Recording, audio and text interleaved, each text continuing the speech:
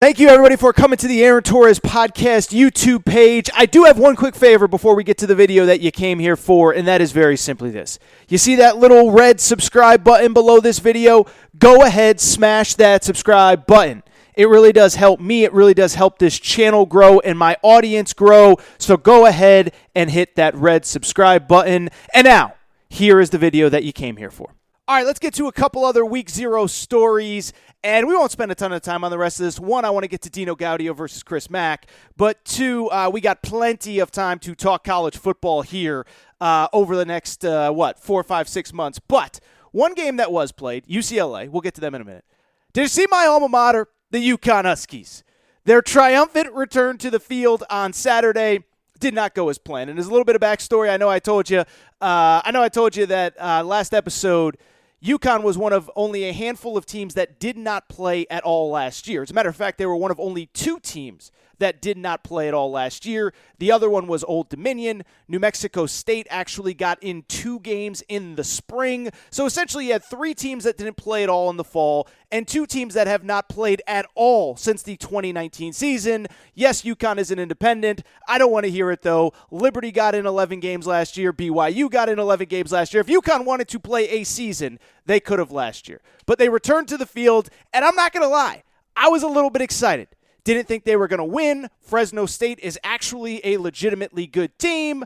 But I was hoping, with a year off, maybe things would turn around. Maybe they wouldn't be the worst team in major college football, in FBS football. Yes, they are still technically an FBS team. Unfortunately, I was wrong. UConn played. Final score against Fresno State, 45-0. That is right. After 2 years off, after having 2 years to do nothing but practice and watch film, UConn lost 45-0 in their return to the field. And what makes it worse is that the 45-0 score really isn't reflective of how one-sided this game was. It could have been a lot worse.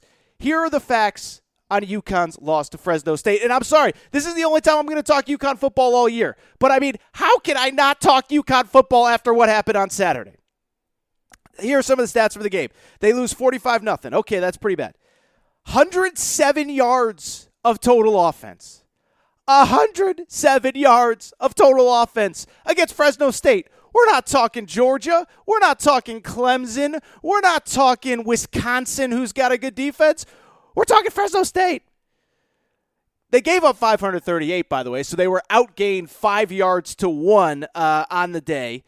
2 of 16 on third down, 2.4 yards per completion, which seems inconceivable. 1.1 yard per carry. UConn's return to the field after 2 years. 45-0 final score, 107 yards of total offense, 2.4 yards per completion, 1.1 yard per carry. And you know what the saddest part of all this is? Let me tell you.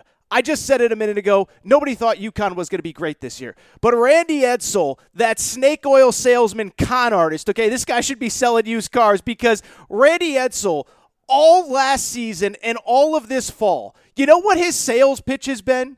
His sales pitch has been, yeah, we didn't play, but it is actually good for the program. It is actually good for UConn football to not be playing. Forget those pesky games, because the best thing that we could do for this program right now is to actually sit this season out, learn the playbook, get bigger in the weight room. And I'm not making that up. That's not hyperbole. This is exactly what he said verbatim earlier this fall to the media in Connecticut.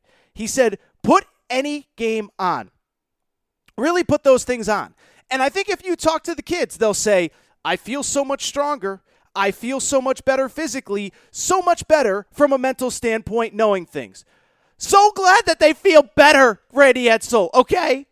Because I can only imagine what would have happened if we had actually played last year, if they didn't have all that time in the weight room, if they didn't have all the time working on the playbook. Can you imagine how bad it would have been if they didn't have all of last year? So yes, I'm yelling and screaming. I'm fired up. I promise. No more yelling and screaming. But let me just say this. The Randy Edsall era 2.0, it's over. It's worse than Space Jam 2. It's worse than Weekend at Bernie's 2. It's worse than The Hangover 2. It's awful. And the crazy part was when I was at UConn was actually a respectable program, and Randy Edsall was actually believed to be like one of the really solid up-and-coming coaches in college football. I understand it's UConn. I understand it has its limitations, especially since they've gone independent. But here was what Randy Edsall did in his final 4 years at UConn the first time around. He went 9-4 in 2007, 8-5 in 2008, 8-5 in 2009, and 8-5 in 2010. 4 straight bowl games capped by the Fiesta Bowl in 2010.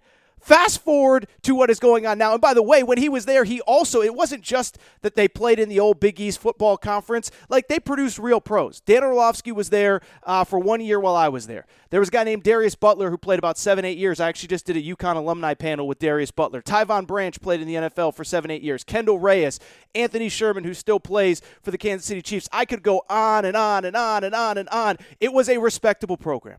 It wasn't Clemson. It wasn't Alabama. It wasn't Ohio State.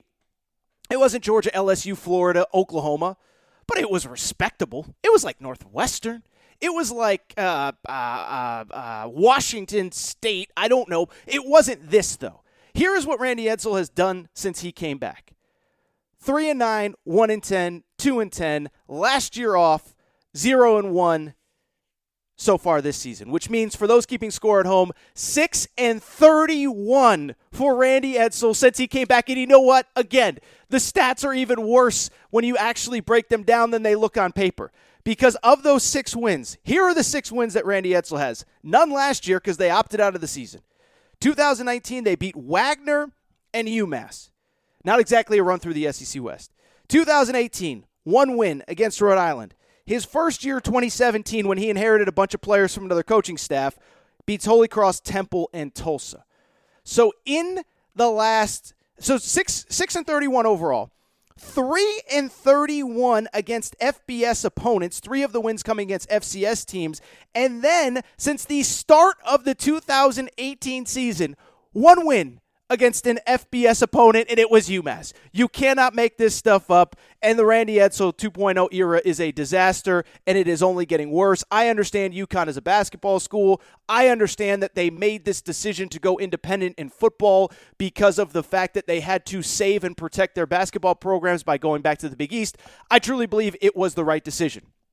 At the same time, let me also say, I don't care how bad the finances are. I don't care what it is. I wish I had the money to personally buy Randy Edsall out of his contract because it is not working. It will not work. He is not the guy to get this program to any level of respectability going forward. And again, don't tell me it's because they're an independent. Hugh Freeze had Liberty at 10-1 in year 2 over there, okay? And I'm not saying we should be 10-1. I'm not saying UConn should be, in the top 25.